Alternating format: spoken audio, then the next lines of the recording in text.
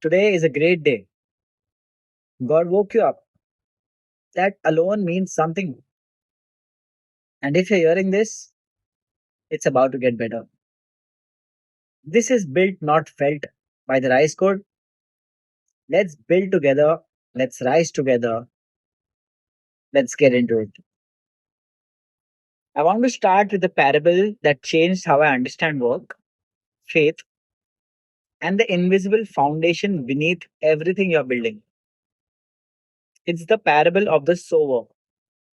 You've probably heard it before, but I want to go deeper on what it actually means for a man who's trying to build something real.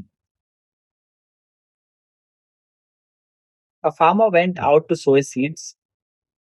As he was scattering the seed, some fell along the path, and the birds came and ate it up. Some fell on rocky places where it did not have much soil. It sprang up quickly because the soil was shallow. But when the sun came up, the plants were scorched, and because they had no root, they withered away. Other seed fell among thorns, which grew up and choked the plants. Still, other seed fell on good soil, where it produced a crop 100, 60, or 30 times of what was sown. Now, most people read this parable and think it's about conversion, about spreading the gospel, and it is. But there's a deeper layer that applies to every man who's trying to build something.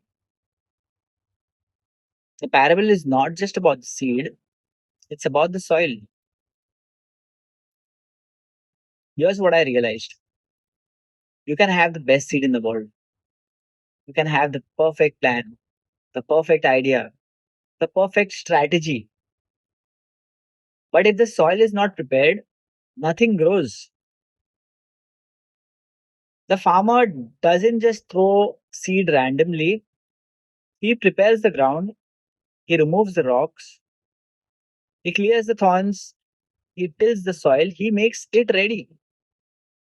This is what most men miss. They want the harvest without preparing the soil. They want the results without doing the invisible work. Proverbs chapter 24, verses 3 and 4 says, by wisdom a house is built, and by understanding it is established. By knowledge the rooms are filled with all precious and pleasant riches. Notice the order: first wisdom, then understanding, then knowledge, then the riches. It's not instant, it's a progression, it's a building. The soil is your character, it's your discipline, it's your foundation. And most men are trying to plant seeds in rocky soil, shallow, unprepared ground. Let me describe the rocky soil. It's the man who gets inspired. He reads a book, listens to a podcast, he feels the fire, and he acts immediately. He plants the seed and it springs up quickly. He feels the momentum, he's making progress, he's crushing it. But then the sun comes up, heat comes, pressure comes. And because there's no depth, no real foundation, the plant withers. This is the motivation trap. Motivation is the quick sprout. It looks impressive, it feels real, but it has no root. Hebrews chapter 10, verses 35 and 36 says, so do not throw away your confidence, it will be richly rewarded. You need to persevere so that when you have done the will of God, you will receive what He has promised. Perseverance, not motivation. Perseverance requires root, it requires depth, it requires a foundation that goes deeper than feeling. The man in rocky soil doesn't have perseverance, he has enthusiasm. And enthusiasm without foundation always fails. Then there's the thorny soil. This is the man who has some foundation. He's not completely shallow, but his life is full of competing priorities, competing voices, competing demands. The seed grows, so do the thorns, and the thorns choke out the plant. 1 Timothy chapter 6 verse 10 says, "For the love of money is the root of all kinds of evil." Some people eager for money have wandered from the faith and pierced themselves in many griefs. But it's not just money; it's any distraction, any competing allegiance, any voice louder than your own conviction. Thorny soil man is pulled in 100 directions. He's trying to build his business while chasing status. He's trying to deepen his faith while scrolling endlessly. He's trying to build discipline while negotiating with his comfort. The thorns are not evil, they're just competing, and competing priorities always win over committed priorities. Then there is the good soil. This is the man who has prepared his ground. He's removed the rocks, he's cleared the thorns, he's tilled the soil, his foundation is deep. When he plants the seed, it grows, not quickly, but steadily, with root, with depth, with foundation. Psalms chapter 1 verses 1 to 3 says this. It describes this, it describes this man. Blessed is the one who does not walk in step with the wicked, or stand in the way that sinners take, or sit in the company of mockers, but whose delight is in the law of the Lord, who meditates on his law day and night. That person is like a tree planted by streams of water, which yields its fruit in season and whose leaf does not wither. Whatever they do prospers. Notice the image, a tree planted by streams of water, not a tree that just appears, a tree that is planted, that is rooted, that has access to constant nourishment, and the result yields its fruit in season, not all at once, in season, in the right time, with patience. So, how do you prepare the soil? How do you become the good soil? Proverbs chapter 4, verse 23. Above all else, guard your heart, for everything you do flows from it. Guard your heart. This is the preparation. This is the work nobody sees. Guarding your heart means first, removing the rocks. The rocks are the beliefs that limit you, the voices that tell you you can't, the failures from your past that you are still carrying. You have to remove these, you have to dig them out. This is the work of confronting your past and choosing to move forward. Second, clearing the thorns. The thorns are the competing priorities, the distractions, the voices that pull you away from your core conviction. You have to make a choice. What is my primary allegiance? What am I building for? Once you answer that, you can clear the thorns. You can say no to the things that don't align. Third, tilling the soil. This is the daily work. This is the discipline. This is the showing up when you don't feel like it. This is doing the work that nobody sees.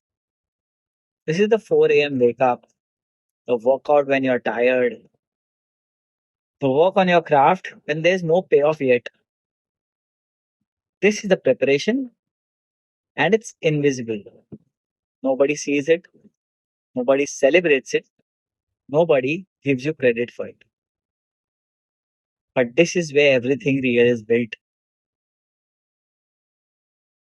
Here's what I want you to understand: the harvest is not the end, the harvest is the evidence of the soil. You don't get a harvest because you're lucky, you don't get a harvest because you're talented. You get a harvest because you prepared the soil. Galatians chapter 6, verses 7 to 9 says, do not be deceived. God cannot be mocked. Man reaps what he sows. The one who sows to please his flesh from the flesh will reap destruction. The one who sows to please the Spirit from the Spirit will reap eternal life. Let us not become weary in doing good. For the proper time, we will reap a harvest if we do not give up. At the proper time, not immediately, not on your timeline, at the proper time. This is the faith part.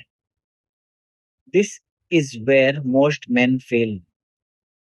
They prepare the soil, they plant the seed, but then they give up because the harvest isn't coming fast enough.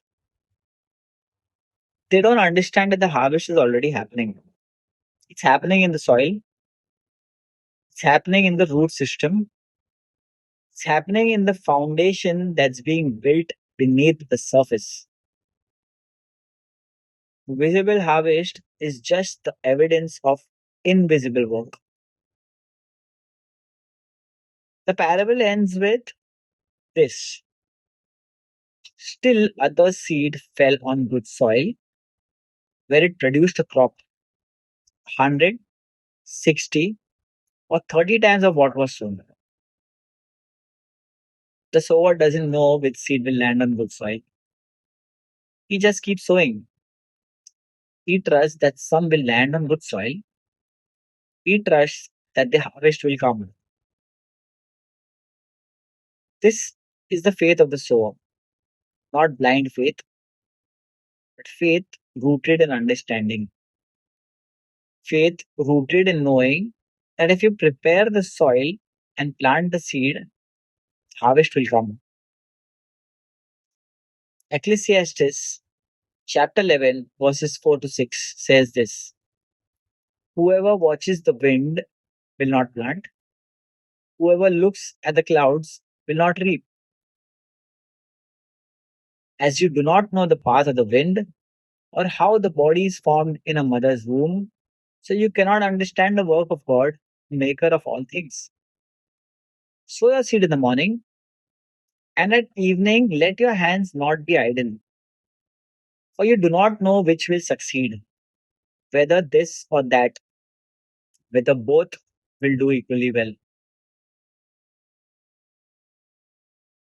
You don't know which effort will succeed. Just keep sowing. Just keep preparing the soil. Just keep doing the work. Let me ask you this directly. What is your soil right now? Are you in rocky soil? Or are you getting inspired and burning out? Are you planting seeds that spring up quickly but wither just as fast? Or are you in thorny soil? Are you trying to build something real? Or you pull, but you're pulled in 100 directions? Are you trying to deepen your faith while chasing status? Are you trying to build discipline while negotiating with your comfort? Or are you preparing the good soil? Are you doing the invisible work? Are you removing the rocks, clearing thorns, tilling the ground? The answer determines everything. Because here's the truth: the harvest is not coming to the lucky, the harvest is not coming to the talented, harvest is coming to the man who prepared the soil. You have a choice right now.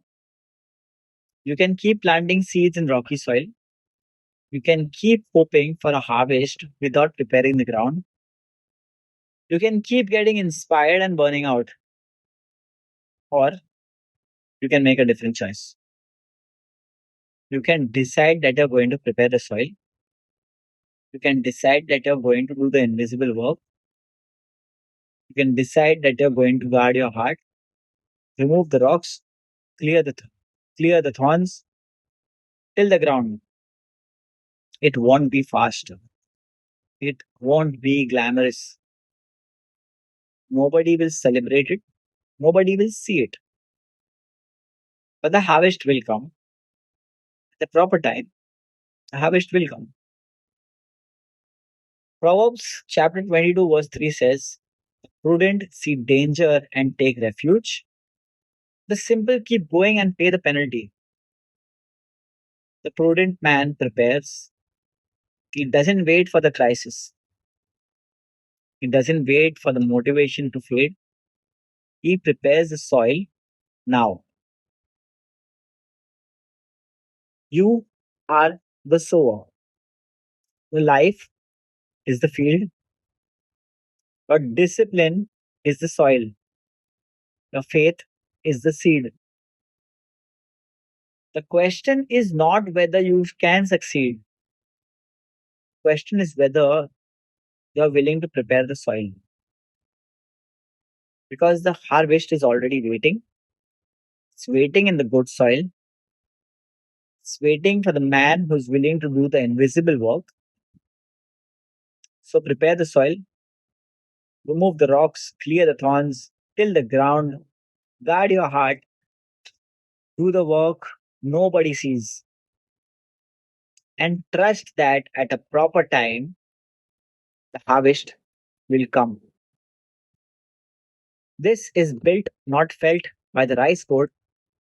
I'll see you in the next one.